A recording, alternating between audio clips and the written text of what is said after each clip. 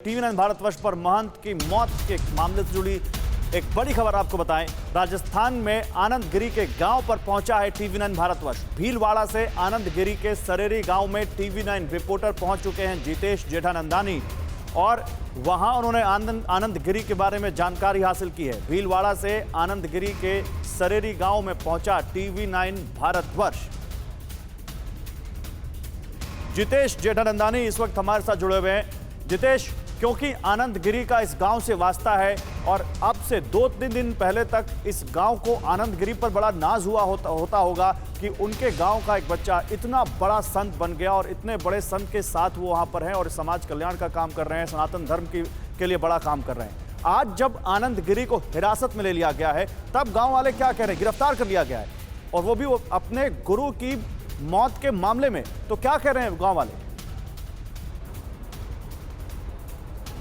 देखिए, गांव सरेरी में मौजूद हूँ, भीलवाड़ा के अंदर, उनके परिवार के अंदर मौजूद हूँ, घर के अंदर।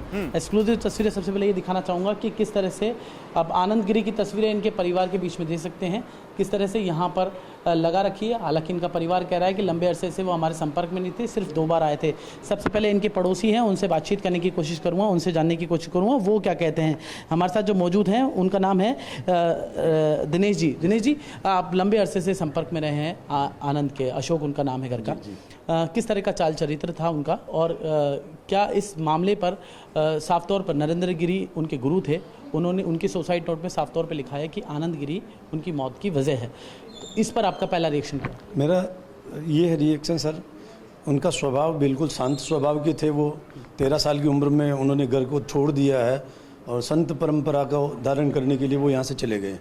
और 13 साल तक मैंने उनको देखा है, बहुत करीब से देखा है, क्योंकि मेरा मकान बहुत सन्निकट है उनके। उनका स्वभाव झगड़ालू नहीं था, शांत स्वभाव के थे और पढ़ने में मीडियम थे।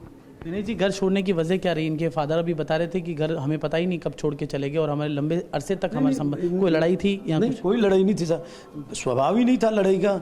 चारों भाई है, परिवार में मेल जोल करके रहते हैं, आज भी साथ में रहते हैं। परिवार में बहुत अच्छा सामंजस्य था। अब ये था कि पिता अगर कोई संतान नहीं पढ़ती तो पिता का धर्म भी बनता है डांटने का।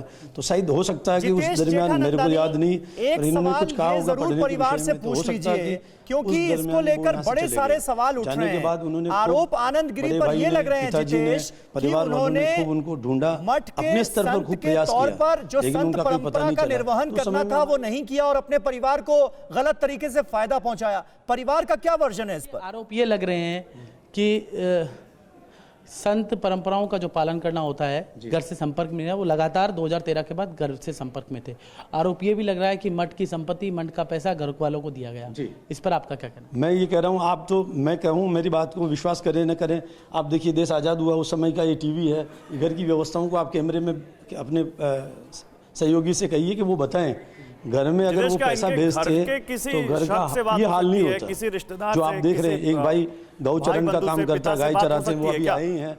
दूसरे जो है यही सवाल का काम करते हैं, ठेला लगा कर। बिल्कुल, रामेश्वर चोटिया इनके फादर हैं, उनसे बातचीत कोशिश करते हैं। रामेश्वर जी, आरोप ये लग रहा है कि 2013, आपने कहा कि 2013 में मेरा अंतिम उनसे बातचीत हुई थी, वो नरेंद्र गिरी जी के साथ यहाँ पे आए थे, महंत नरेंद्र गिरी जी का।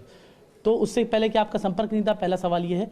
और दूसरा सवाल मेरा ये है कि जो आप कह रहे थे, हमारा सवाल ये है कि क्या संपत्ति में पैसे वैसे आपको दिया गया, लगातार आपके संपर्क में था, क्यों इस तरह से आपके संपर्क में था? संत, क्या उनका निष्कासन संत परंपरा में रहते हुए आपसे संपर्क में था, इसलिए निष्कासन किया गया? नहीं, तो संपर्क में थे।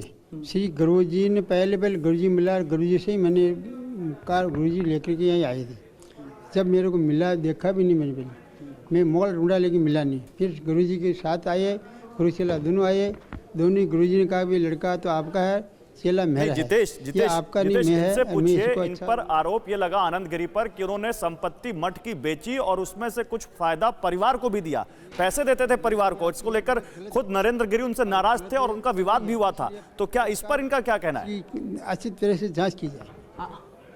उनके शिष्यों ने आरोप ये लगाया है कि मठ की कुछ संपत्ति बेची और उसका हिस्सा परिवार को भी दिया।